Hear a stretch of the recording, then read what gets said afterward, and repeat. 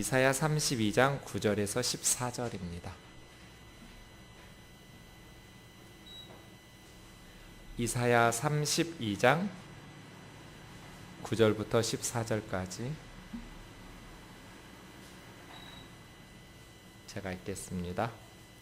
너희 안일한 여인들아 일어나 내 목소리를 들을지어다. 너희 염려 없는 딸들아 내 말에 귀를 기울일지어다. 너희 염려 없는 여자들아 1년 남짓 지나면 너희가 당황하리니 포도 수확이 없으며 열매 거두는 일이 이르지 않을 것임이라. 너희 안일한 여자들아 떨지어다. 너희 염려 없는 자들아 당황할지어다. 옷을 벗어 몸을 드러내고 배로 허리를 동일지어다. 그들은 좋은 밭으로 인하여 열매 많은 포도나무로 인하여 가슴을 치게 될 것이니라. 내 백성의 땅에 가시와 찔레가 나며 희락의 성읍 기뻐하는 모든 집의 날이니 대저 궁전이 패한 바 되며 인구 많던 성읍이 적막하며 오벨과 망대가 영원히 굴혈이 되며 들나귀가 즐기는 곳과 양떼의 초장이 되려니와 마침내 위에서부터 영을 우리에게 부어주시리니 광야가 아름다운 밭이 되며 아름다운 밭을 숲으로 여기게 되리라. 아멘. 내용상 14절에서 끊어지는데요. 한글 성경 번역상 15절, 14절이 연결되어 있어서 읽기는 15절까지 읽었는데요. 14절까지만 강의하고 15절은 2주 후에 보겠습니다. 다음 주에는 우리 양창원 선교사님이 오셔서 수요예배 설교를 하실 겁니다. 너희 안일한 여인들아 일어나 내 목소리를 들을지어다. 너희 염려 없는 딸들아 내 말에 귀를 기울일지어다. 두 번 반복해서 이스라엘의 안일하고 염려 없는 여인들에 대해서 귀 기울여 들으라고 호소하고 있습니다. 안일하다고 번역한 것은 그냥 편안한, 아무 염려 없는, 안일하다고 번역한 단어나 염려 없다고 번역한 단어나 똑같습니다. 그래서 한글 성경 중에는 뒤에 있는 염려 없다고 개역 개정에서 번역한 단어를 안일하다고 번역하기도 하고요. 또 앞에 있는 안일하다고 번역한 단어를 평안하다고 번역하기도 하고요. 다 비슷한 의미입니다. 이것이 이제 염려 없다라는 단어가 3번 반복되고요. 안일하다라는 말이 2번 반복되고 있습니다. 안일하다 이 말은 샤난이라는 말인데 그냥 아무 생각 없이 걱정 없이 편안하게 사는 거예요. 그런데 사실 이 단어 속에는 교만함이라는 의미가 들어있어요. 약간 거만하게 편안한 거예요. 좀 부주의하고 좀 방종하는 그런 의미도 들어있는 단어 안일하다고 번역했고요. 염려 없다고 번역한 바타흐라는 말은 그냥 걱정 없는, 안심하고 사는, 그런데 이 단어의 근본에는 믿는다라는 의미가 들어있어요. 그래서 믿는 구석이 있기 때문에 걱정 없는, 신뢰하는 것이 있기 때문에 안일한 그런 뜻입니다. 비슷하죠? 이스라엘 백성들의 부패와 타락에 대해서 선지자는 책망했습니다. 이사야서는 처음부터 계속 지도자들의 죄에 대해서 책망했습니다. 그리고 그 와중에 3장 16절에서 4장 1절까지 사실은 예루살렘의 그 귀부인들의 타락에 대해서 설명했었습니다. 3장 16절부터 보면 여인들이 치장하는 그 장신구가 21가지나 등장합니다. 예루살렘 여인들이 온갖 액세서리로 자기 몸을 명품으로 치장하면서 그러다 보니 방종에 빠지고 쾌락에 빠지고 국가적 재난이 닥쳐왔음에도 불구하고 안일하고 생각 없이 평안한 것에 대해서 우리가 한편 생각해 보면 위기 앞에서 마음을 편안하게 걱정하지 않는다라는 것은 어찌 보면 성경이 권하는 바 아닌가요? 두려워하지 말라고, 염려하지 말라고. 그런데 오늘 이사야 선지자는 예루살렘에 안일하고 걱정 없이 사는 여인들에 대해서 책망하고 있거든요. 왜 그럴까요? 무엇을 믿고 평안하냐의 문제죠. 우리가 위기적 상황 속에서도 하나님을 신뢰하기 때문에 두려워하지 않고 평안한다면 칭찬하겠죠. 그런데 예루살렘의 이 안일한 염려 없는 귀부인들은 하나님을 신뢰하면서 두려움을 극복하는 것이 아니라 그냥 아무 생각이 없는 거예요. 그리고 스스로를 신뢰하고 자신의 어떤 권력, 자기 가문, 남편의 힘, 그러한 것들을 의지하면서 염려하지 않고 우리는 뭐 어려움이 있더라도 걱정 없어 라고 안일에 빠져 있었기 때문에 선지자의 책망을 받게 되는 것이죠. 그러면 여인들만의 문제인가? 그렇지는 않습니다. 본문에 말하는 이 여인들, 이사야 32장 9절입니다. 여인들은 1차적으로는 예루살렘의 귀부인들이에요. 특별히 많은 대농장을 소유한 지주 부인들이라고 볼 수 있어요. 귀족 여인들이죠. 그러나 귀족 여인들뿐 아니라 예루살렘의 영적인 안일과 타락에 빠져 있는 모든 지도자들을 다 함께 말하는 부분입니다. 그래서 염려 없는 딸들, 아내들 이런 식으로 말하지만 마지막 11절에 보면 염려 없는 자들 뭐 이런 식으로 해서 여인들만의 문제가 아닌 것을 우리에게 가르쳐주고 있습니다. 가만 보면 여자들이 정신을 차려야 공동체가 망하지 않더라고요. 남자들은 좀 생각이 없어요. 그래서 여자들이 이렇게 조정하는 대로 움직여요. 아바타예요. 물론 말을 안 듣는 남편들도 간이 부어가지고 있지요. 근데 대개 여인들이 정신을 바짝 차려야 그 가정이든 교회든 나라든 망하지 않는 것 같아요.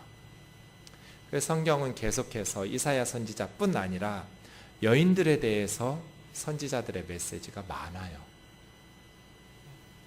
남편들의 그런 타락, 어찌 보면 권력에 대한 욕심이나 재물에 대한 욕심이 결국은 여인들의 정신 차리지 못함과 연결되어 있거든요. 아내들만 정신 차리고 하나님을 두려워하면서 하나님 앞에 바로 섰다면 예루살렘의 남자들이 그렇게 부패하고 타락하면서 나라가 망할 지경으로, 왜냐하면 하나님의 백성들이 망한다라는 건 이건 기적이거든요. 하나님께서 하나님의 백성들을 극진히 사랑하세요. 그래서 하나님의 백성들은 어지간하면 망하기가 쉽지 않아요. 하나님은 전능하신 분이시기 때문에 전능하신 하나님께서 유별나게 사랑하세요. 그러니 하나님의 백성들이 망하는 것을 기적이라고 부르는 거예요. 그거 참 쉽지 않다. 그런데 하나님의 백성들이 망하잖아요. 하나님의 능력이 부족해서도 아니고 하나님의 사랑이 부족해서도 아니죠.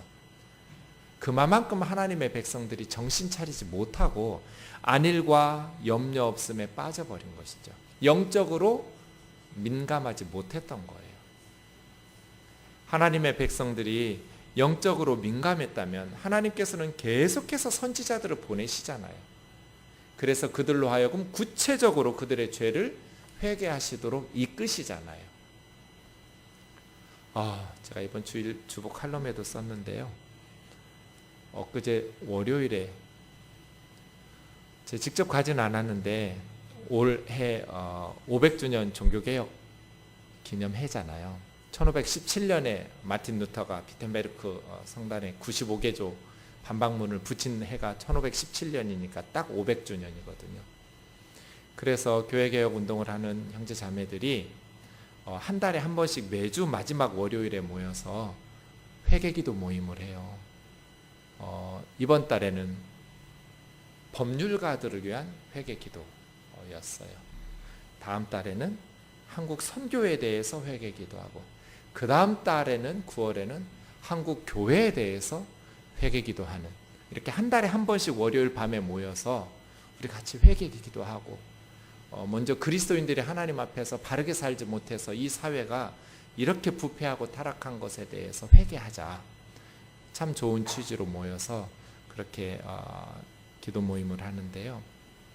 제가 생방송을 이렇게 들으면서 같이 기도하는데 너무 두렵기도 하고 너무 가슴 아프기도 하는 거예요. 기독인 법률가들이 하나님 앞에서 자신들의 막 가슴을 치면서 울면서 기도하는데 이게 다 목사들 잘못인 거예요. 성도들의 잘못이 성도들만의 영적인 무지와 게으름에서 비롯된 것이 아니라 교회가 교회답게 서지 못해서이다. 한 변호사 형제님이 나와서 기도 모임을 인도하는데 자기 30살에 하나님 믿기 시작했대요. 여러 교회를 다녀봤는데 너무 실망했대요. 한국 교회가 부패하고 타락해서. 그런데 교회를 안 다닐 수도 없잖아요. 예수님을 영접하고 복음을 믿게 됐는데 어떻게 교회를 다니지 않을 수 있겠어요?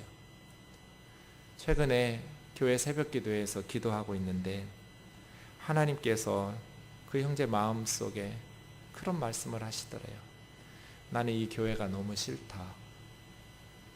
돈 냄새가 난다. 그래서 너무 힘들다. 그러면서 울면서 기도하는 거예요. 근데 제 가슴이 막 찢어지는 것 같은 거예요. 한국 교회가 돈 냄새가 난다. 누가 부정할 수 있겠어요? 그래서 하나님께서 너무 힘들다. 그냥 싫으면 버리고 가버리시면 돼요. 중국 교회로 가시든지 일본 교회로 가시든지 한국 교회 버리고 가시면 되는데 하나님께서 그게 안 되시는 분이잖아요. 이렇게 힘든데 하나님께서 돈 냄새 나는 한국 교회 때문에 너무 힘들고 그게 너무 싫으시다고 새벽에 한 형제 마음속에 교회에 대해서 너무 안타까워하니까 그런 말씀을 하십니다. 내가 그 형제가 주의 음성을 잘못 들었다고 말할 수가 없더라고요. 그 형제님이 주의 음성을 잘못 들었다고 부정할 수가 없어요. 한국 교회가 망한다면 그건 기적이에요. 하나님은 너무너무 하나님의 백성들을 사랑하시고 소중하게 여기시고 오래 참으시고 기다리시고 그러한 평신도들을 통해서든지 목회자들을 통해서든지 선지자들을 보내셔서 하나님의 말씀을 전하시거든요. 그럴 때 우리 개인이나 교회나 가정이나 공동체나 하나님의 음성을 듣고 회개하면 하나님께서 기뻐하시고 다시 성령의 충만함으로 하나님 기뻐하시는 하나님 나라의 일꾼 되게 하실 것이고 하나님의 음성을 듣지 못하고 회개하지를 않고 자신들이 스스로 안일함과 염려 없음에 빠져가지고 우리는 하나님의 백성이라고 우리는 하나님의 교회라고 교만하게 스스로 속이면서 헛된 자만감에 빠진다면 망하겠죠. 그래서요. 예루살렘에 선지자가 없어서 망했나요? 이사야가 목숨 걸고 말씀 전했잖아요. 톱으로 썰어 죽일 때까지 말씀 전했잖아요. 목숨 걸고 하나님의 말씀 전했단 말이에요. 이사야만 그러셨나요? 하나님께서 수많은 선지자들을 보내셔서 하나님의 백성들을 살려내시려고 귀 좀 기울여라. 내 목소리 좀 들어라. 거듭거듭 말씀하셨잖아요. 이러할 때 우리에게 예민한 영적인 귀가 열려서 하나님의 음성을 듣고 하나님 아버지의 마음을 저는 한국교회 돈 냄새 나는 줄은 알았어요. 뼈저리게 느꼈어요. 저도 모태신앙이잖아요. 많이 봤어요. 뜨인들교회에서도 돈 냄새가 진동할지 모르죠. 근데 하나님께서 그렇게 힘들어 하시는 줄은 몰랐어요. 그 형제 말을 듣고 처음 그렇게 심각하게 생각해 봤어요. 한국교회에 돈 냄새가 나서 하나님께서 너무 힘드시다는 거 생각해 보니 맞는 말이에요. 교회 말고 하나님은 어디 가시겠어요? 교회를 버리고 하나님께서 국회로 가시겠어요? 청와대로 가시겠어요? 회사로 가시겠어요? 어디보다 하나님께서 교회를 소중히 여기시면서 교회에서 영광 받으시기를 원하고 교회에 하나님의 백성들을 통해서 기뻐하시기를 원하시잖아요. 그런데 교회가 돈 냄새 나서 너무 싫고 힘드신 하나님을 생각해 보니 막 가슴이 미어지는 거예요. 그래서예요. 사랑하는 형제 자매 여러분, 하나님의 은혜가 자만과 방심, 영적인 무감각과 교만에서 안일함과 염려 없음으로 흐르면 안 돼요. 항상 우리가 영적으로 깨어 있어야 되고, 깨어 있는 중 하나님을 신뢰함으로 두려워하지 않고 불안하지 않고 하나님 안에서 담대함으로 주신 사명을 감당해야 돼요. 하나님을 신뢰하면서 두려움 없이 담대한 것하고, 영적으로 무감각하고 하나님의 음성을 들을 줄을 모르고 지금 어떤 상황인지를 깨닫지를 못하고 하나님의 음성을 듣지 못하면서 아무 생각 없이 세상적으로 자기들이 이루어가고 있는 것 때문에 헛된 믿음을 가지고 자만심과 안일함에 빠져서 염려 없는 것은 하늘과 땅 차이잖아요. 전혀 다른 얘기예요. 바라기는 우리가 하나님의 음성을 듣고 영적으로 깨어 있으면서 지금 우리가 저 북녘의 핵 문제나 이 남쪽의 타락한 문제들을 기억하면서 하나님의 탄식 소리를 들으면서 하나님의 음성을 들으면서 깨어 있지만 어떤 상황에서도 우리 주 예수 그리스도와 성령의 능력을 의지하고 신뢰함으로 불안해하거나 두려워하지 아니하고 사명 감당하면서 깨어있는 그러한 믿음으로 주님 앞에 고백하는 성도들이 되기를 주의 이름으로 축원합니다. 다른 얘기예요. 안일한 예루살렘의 여인들은 주의 목소리를 듣지 않았어요.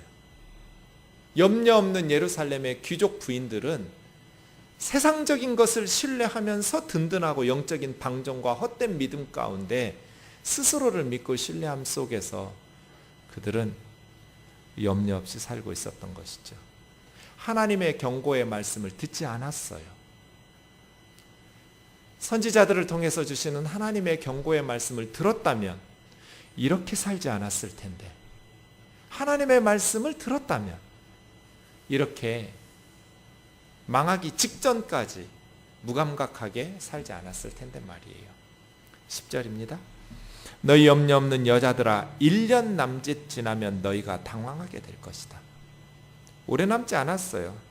1년 남짓 포도 수확 이야기를 하는 것을 보면 추수가 되기 전에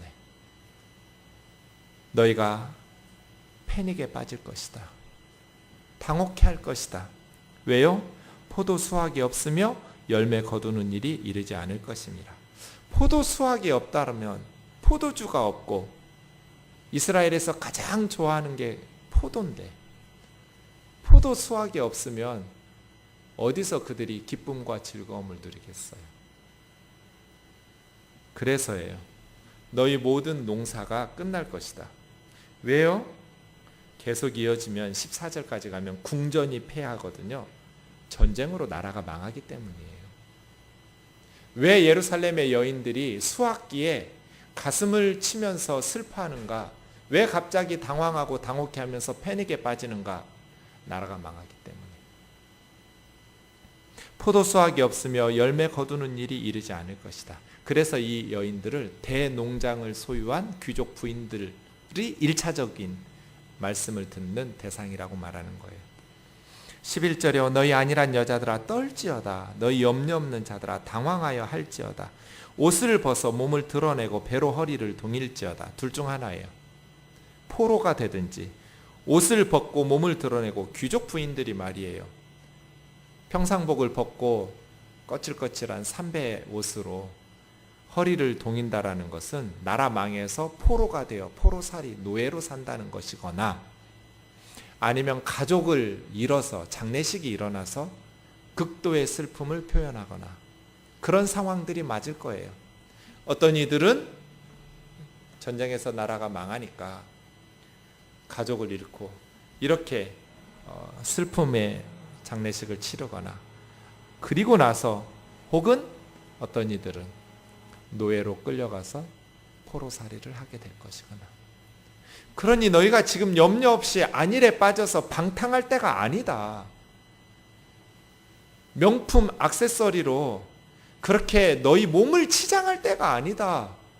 백성들을 착취하면서 가난한 사람들에게서 토지를 빼앗고 탐욕의 노예가 돼서 평안하다 평안하다 하면서 살 때가 아니다는 거잖아요.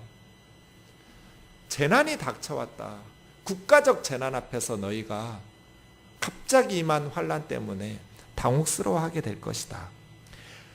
하나님께서 우리에게 베푸신 물질, 하나님께서 우리에게 베푸신 지식과 믿음과 권력이 영적인 방종과 안일에 빠지게 하면 안 됩니다.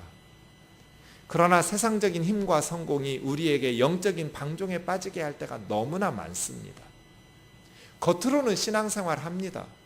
가난할 때도 하고 부유할 때도 하고 어려울 때도 하지만 성공했을 때도 겉으로 보면 똑같아요. 제가 늘 말씀드리지만 알곡과 쭉저기는 겉으로는 똑같아요. 속이 다른 거죠. 신앙생활 안 하는 거 아니에요, 이 안일한 귀족 부인들이. 그런데 마음이 비었어요. 쭉정이는 속이 차지 않는 거잖아요. 안일한 여인들이 희생제사 안 드렸겠어요? 예루살렘 성전에서 예배 빠졌겠어요? 번제를 안 드렸겠어요? 소제를 안 드렸겠어요? 속죄제, 화목제, 속건제 다 열심히 드렸죠. 이사야 선지자가 계속 말씀하시잖아요. 나는 질렸다고 너희들이 갖다 바치는 거예요. 한국 교회가 예배를 안 하나요? 헌금을 안 하나요? 우리나라처럼 이렇게 11조 열심히 하는 교회가 없어요. 그런데 쭉정이라는 거잖아요. 마음은 내게서 멀도다. 마음속에 하나님에 대한 사랑이 없어요. 그러니 어떻게 하나님께서 그 예루살렘 귀족 부인들의 예배를 받으시겠어요? 하나님의 말씀이 머리에서 깨달으면 마음부터 채우고 마음에서 손으로 발로 행동으로 옮겨져야 된다고 말씀드렸잖아요. 이게 순종이라고. 이게 믿음이라고. 그런데 대농장을 소유하고 희년법이니 안식년법이니 다 무시하고 그 땅에 가난하고 연약한 백성들을 다 착취하고 그러면서 스스로의 성공에 도취되어서 국가적 재난, 하나님의 심판 귓등으로도 듣지 않고 염려 없이 안일에 빠져서 살아가고 있으니까 선지자가 깨우치는 거죠. 너희들에게 재난이 임할 거라고. 옷을 벗어 몸을 드러내고 그 여인들이 감당할 수 없는 수치죠. 21가지 장신구로 명품으로 치장했던 그 모든 것들이 다 사라지고 옷도 벗기고 삼배로 허리 동이면서 너희가 포로로 노예로 끌려가게 될 거라고. 12절이요. 좋은 밭으로 인하여 열매 많은 포도나무로 인하여 가슴을 치게 될 것이라고. 좋은 밭과 열매 많은 포도는 가슴을 치는 게 아니죠. 원래 추수철에는 밭을 치는 거예요. 타작 마당에서. 그런데 가슴을 쳐요. 왜요? 망했으니까. 그 많은 열매들 좋은 밭에 가지고 누리고 있던 것들을 다 빼앗길 테니까. 이제 너희가 그동안 누렸던 모든 것들을 다 잃게 될 것이다. 그러면 너희 땅은 13절요. 가시와 찔레가 날 것이다. 기뻐하던 희락의 성읍, 기쁨의 성읍, 기뻐하는 모든 집집마다 가시와 찔레가 나서. 저희 어머니가 요즘 저하고 농사 짓는 것 때문에 싸우고 있는데요. 사실 몇 년 전부터 싸우고 있어요. 제가 이길까요? 어머니가 이길까요? 어머니가 이겨요. 농사 안 지키러 철석같이 약속하고 도장 찍고 각서 쓰고 안 통해요. 지금은 힘드니까 내년에는 농사 안 짓는다고 말씀하세요. 제가 녹음도 해놨거든요. 절대로 내년에는 내가 농사 안 지을 거라고. 내년 봄 되면 또 농사 지을 거예요. 밭은 한 해만 묵혀버리면 잡풀이 우거지고 두 해만 묵혀버리면 떼풀이 우거져서 농사 못 져요. 기쁨의 땅, 그 추수의 기쁨을 주었던 좋은 땅, 좋은 밭들이 가시와 찔레가 난대요. 무슨 뜻이에요? 폐허가 된다는 뜻이에요. 기쁨이 묻어났던 집들이 다 허물어지고 잡풀이 우거지고 폐허가 돼서 떼풀들이 우거질 거라는, 황무지가 된다는 거예요. 왜요? 14절 대저. 왜냐하면 궁전이 폐한바되며 왕궁이 폐해졌으니까 나라 망한 거죠. 들나귀가 즐기는 곳. 들나귀는 사람들과의 접촉을 극도로 싫어하는 짐승이에요.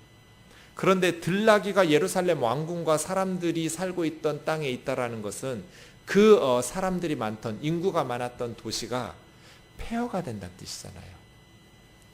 찔레와 가시가 나면서 그렇게 들나귀가 즐기는 곳이 되고 양떼의 초장이 되고 양들이 풀 뜯어먹는 곳이 된다는 거예요. 왜요? 인구 많던 성읍이 적막해져서 오벨과 망대가 구렬이 되기 때문이죠. 오벨은 예루살렘 안에 있는 요새로 사용하던 곳이에요. 산 언덕과 산이나 언덕에 있던 곳인데요. 예루살렘 중심부 중에 하나예요. 서울로 하면 명동이나 강남역이나 이런 데예요.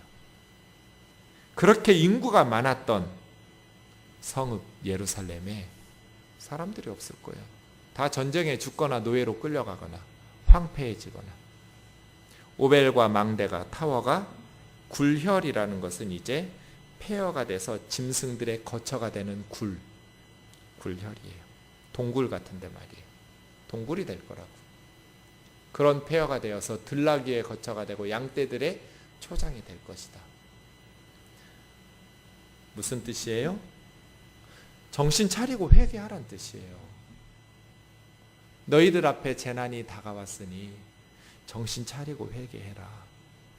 국가적 위기를 맞으면서도 신앙에 대한 영적인 민감한 마음을 잃어버리고 긴장이 사라지고 두려워할 줄을 모르는 방종에 빠지고 쾌락에 빠진 하나님의 백성들아, 정신 차려라. 이 말씀이 우리에게, 한국교회에게 오늘 우리에게 주신 하나님 말씀으로 말씀 붙들고 기도할 수 있기를 원합니다. 말씀의 거울 앞에 우리 자신의 모습을 비춰보기를 원합니다. 나는 지금 어떻게 살고 있는가? 하고 다니는 게 명품이어서는 안 됩니다. 신앙이 명품이어야 되고 삶이 명품이어야 되고 생각이 명품이어야 됩니다. 하나님의 백성 다 와야 되고 목사는 목사 다 와야 되고 장로는 장로 다 와야 되고 권사는 권사 다 와야 되고 집사는 집사 다 와고 성도가 성도 다 와야 됩니다. 마음속에, 삶 속에 깨어 있어서 지금 시대가 어떤 상황인지 영적으로 깨어서 하나님 앞에 기도하며 나아갈 수 있기를 원합니다.